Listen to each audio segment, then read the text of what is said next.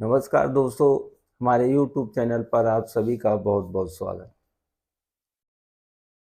दोस्तों, हमारे देश में एक ऐसी घटना हुई है जिसके बारे में मैं आप सभी को बताना चाहता हूं। दोस्तों, महाकाल उज्जैन में आप सभी को पता है कि मंदिर में आग लग गई। सभी को पता है। अब ये एक ऐसी घटना है दोस्तों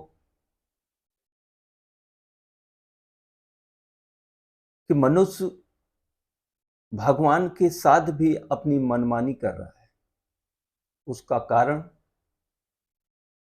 ये एक घटना सचेत है मनुष्य के लिए। एक सचेत होने के लिए महाकाल ने उदाहरण दिया है, एग्जाम्पल दिया है कि हर जगह मनुष्य का अपनापन नहीं चलता। मनुष्य ने भगवान को तमाशा बना के रखा है।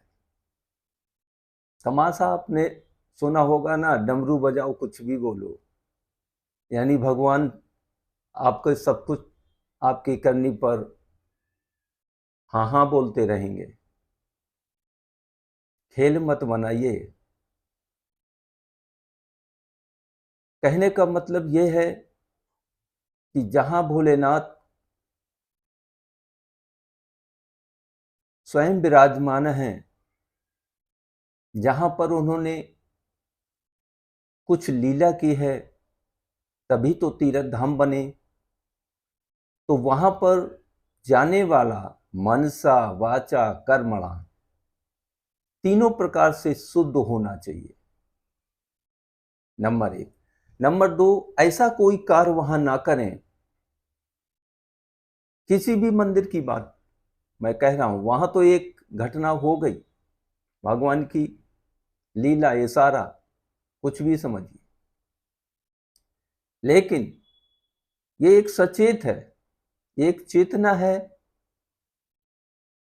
कि कलयुग में मनुष्य ने जो सोच रखा है, जो मनुष्य की सोच बदल गई है कि हम कुछ भी करते रहे, प्रभु का नाम लेते रहो, और जो भी हम गलत सलत पैसा कमाएं और भगवान को चढ़ौती चढ़ा दें, भगवान सब माफ कर देते हैं क्योंकि वो भोलेनाथ है। ये दिमाग से निकाल दो। कुछ भी बर्दाश्त नहीं करते भोलेनाथ। जितने वो भोले हैं उतने वो भाले हैं। अगर वो रावण को स्वयं वरदान दे के इतना महान बना सकते हैं, तो राम रूप में वही रावण का वध करेंगे। ध्यान रखना। कहने का मतलब यह है कि वो किसी को कितना भी बड़ा बना सकते हैं, और जब चाहेंगे तो उसको उतना ही डाउन कर देंगे। तो मनुष्य की कहीं ना कहीं गलती है, तभी तो परमात्मा ऐसा संकेत दे रहा है। और ये संकेत एक देश के लिए, एक समाज के लिए अच्छा संकेत नहीं है।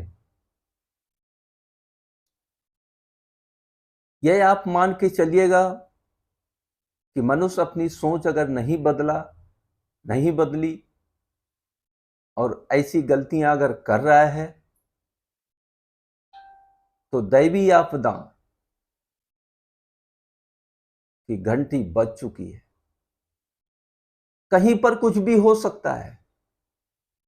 जब देखोगे तभी जानोगे कि क्या हुआ, या कोई तभी जानेगा, क्योंकि कहां पर क्या होगा वो मैं आपको नहीं बता सकता, वो तो परमात्मा जानता है। लेकिन कर्म के द्वारा जो घटना होने वाली है, वो तो जानने वाले जान ही लेते हैं कि कौन से कर्म कहां पहुंचाते हैं मनुष्य को। इसलिए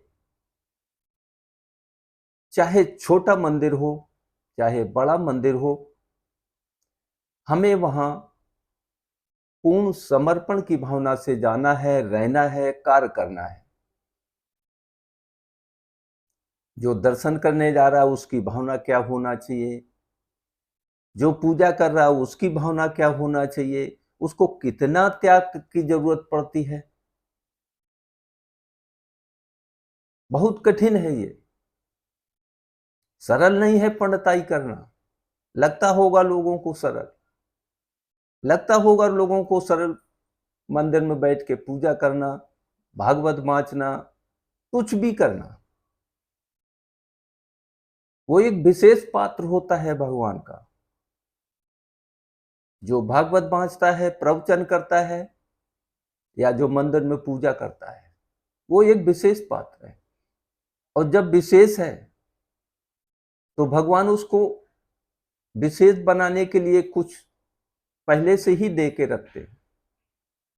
और वो विशेष अगर गलती करेगा तो भगवान छोड़ते भी नहीं है। क्यों? क्योंकि भगवान के ऊपर उंगली उठने लगती है।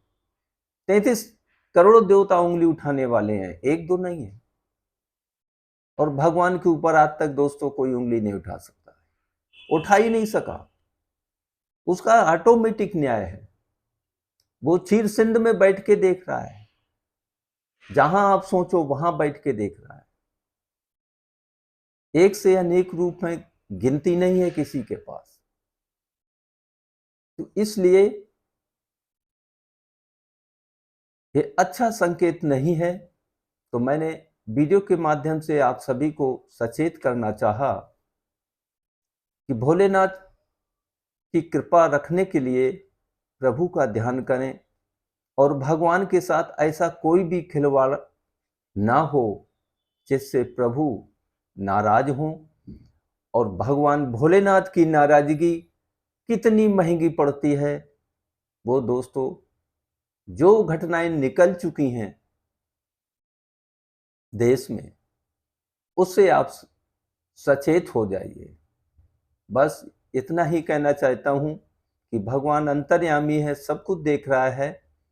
सचेत रहिए और गलत मत कीजिए। जय जय श्री राधे।